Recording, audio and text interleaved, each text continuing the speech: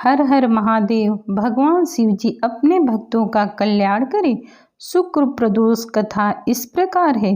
प्राचीन समय में 3 मित्र रहते थे।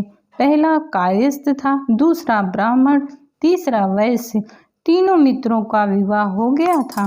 पहले 2 मित्रों की पत्नियां घर भी आ गई थी, किंतु तीसरे मित्र वैश्य का अभी गौना नहीं हुआ था, अतः उसकी पत्नी अपने मायके में ही थी।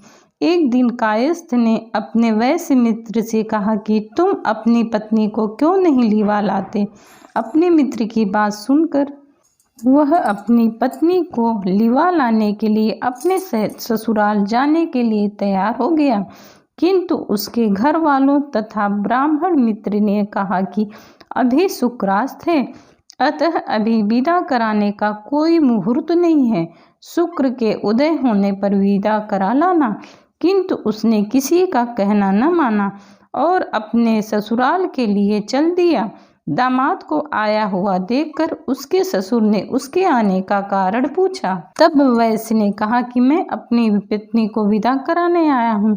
ससुराल वालों ने कहा कि अभी शुक्रास्त है, अतः विदा कराना उचित नहीं है, किंतु वह उनकी बातों को नहीं माना।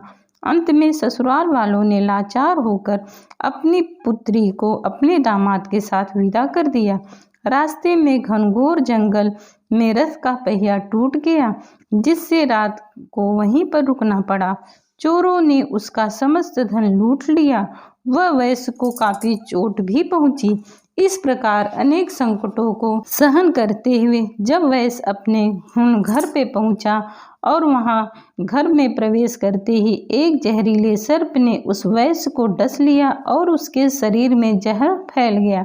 वैश्य की दशा देखकर उसकी पत्नी विलाप करने लगी।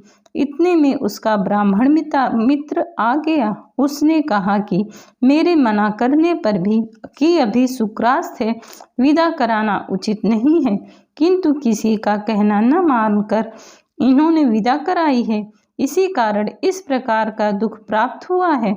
अतः यदि यह अपनी पत्नी सहित वापस ससुराल लौट जाए तो शुक्रोदय होने पर आए तो निःसंदेह इसके कष्ट दूर हो जाएंगे। ब्राह्मण मित्र की बात को सुनकर उस वैश्य की पत्नी अपने पति के साथ मायके वापस चली गई। वहां जाते ही वैश्य का जहर उतर गया और उसे होश आ गया। सभी लोग अत्यधिक प्रसन्न हुए। शुक्र का उदय हुआ, तब वह अपनी पत्नी को विदा करा के अपने घर आया और आनंद पूर्वक रहने लगा। शुक्रास्त में कोई मांगलिक कार्य नहीं करना चाहिए। इस कथा को पढ़ने, सुनने से या सुनाने से सभी पाप नष्ट हो जाते हैं, वह सुखों की प्राप्त होती है। हर हर उमापति महादेव।